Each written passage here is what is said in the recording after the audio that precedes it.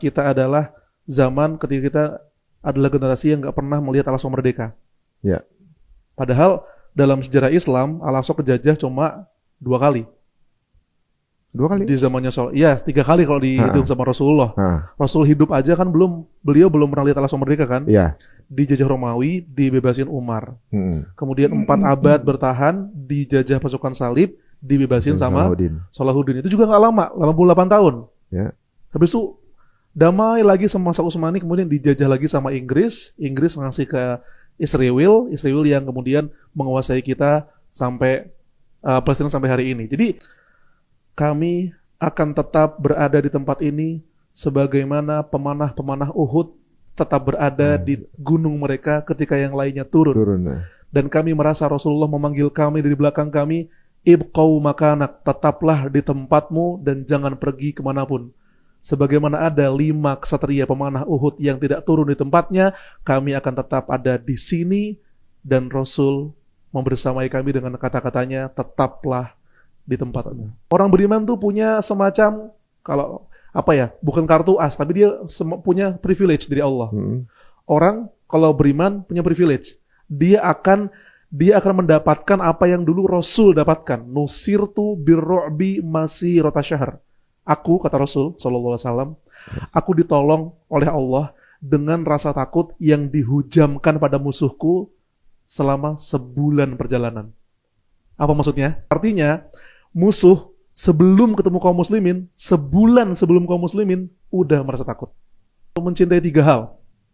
Ilmu, ulama, dan masjid. Ilmu mengantar mereka pada pemahaman Quran, ulama menjadi teladan mereka pada pemahaman Al-Quran, dan masjid menjadi madrasah untuk membangun generasi Al-Quran. Waliyadkhulul masjid. Next, pekerjaan kita adalah membebaskan masjid. Membebaskan Al-Aqsa. Rasulullah bilang siapa yang menaklukkan Konstantinopel adalah pemimpin terbaik, pasukan terbaik kan? Iya betul. Sampai ada sahabat Nabi siapa sebelumnya? Ada Muawiyah bin Abi Sufyan. Abu Sufyan kan? Ada Abu Ayyub Al-Ansari juga. Abu Ayyub Al-Ansari juga. Iya. Yang mereka kepengen, ya itu mungkin saya kali gitu kan. Keoptimisan itu yang mestinya dimiliki oleh semua orang ya. Saya bilang ke teman-teman, di hadapan gerbang baru sejarah ini, Allah memberikan kita kesempatan yang setara. Bukan siapa yang paling dekat sama Al-Aqsa secara jarak, tapi siapa yang paling dekat sama Al-Aqsa secara jiwa. Masya Allah. Bukan siapa yang paling dekat sama Al-Aqsa secara geografis, namun siapa yang paling dekat pada Al-Aqsa secara persiapan dan kelayakan jiwa, kelayakan iman. Dan Al-Aqsa namanya adalah Al-Aqsa, artinya yang paling jauh. Masjid yang paling jauh ini mungkin sedang menunggu siapapun Anda yang usahanya paling jauh. Apapun profesinya teman-teman semuanya, lakukan hal yang terdekat dengan kemampuan kalian untuk membela Al-Aqsa. Jadi bentuknya bisa macam-macam. Sejarah berulang terus. Dan apa yang dilakuin sama Trump dengan Board of Peace-nya, itu juga dilakuin sama Fir'aun, sama Namrud. Memang beda. Orang yang beriman dan yang tidak. Orang beriman itu, tadi ketika aku bilang 10.000 orang depan mereka, sahabat bilang apa? Hadza ma wa'adanallahu wa rasuluh. Ini yang sesuai dijanjikan Allah dan Rasulnya. Dan Allah dan Rasulnya pasti benar. Tapi yang gak mengilmui iman dengan baik, halu. Dan bagi sirah Rasulullah, ada ulama berkata, dalam sirah Rasulullah, Al-Aqsa sendiri juga adalah kompas. Can we elaborate? Coba. Sedikit. Al-Aqsa itu selalu muncul, selalu Allah sebut saat keadaan kaum muslimin sedang jatuh-jatuhnya. Pertama, ketika Rasul lagi diboikot, seakan gak ada jalan buat naik lagi.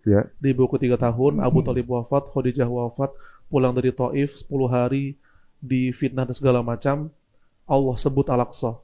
Subhanalladzi asra bi 'abdihi lailan. Kamu jangan anggap jatuh Muhammad, ini belum selesai. Ada sebuah narasi baru namanya Al-Aqsa. Kami perjalanan kamu ke Al-Aqsa. Pas jatuh, Allah sebut Al-Aqsa. Yang kedua, Rasul bersabda, "U'dud sitan baina yaday sa'ah." Tolong hitung 6 hal ini akan terjadi menjelang kiamat. Yang pertama, mauti. Kematian saya adalah tanda kiamat. Tapi setelah Rasul bilang mauti, thumma fathu Baitul Maqdis. Habis saya mati, justru yang terjadi adalah pembebasan Baitul Maqdis.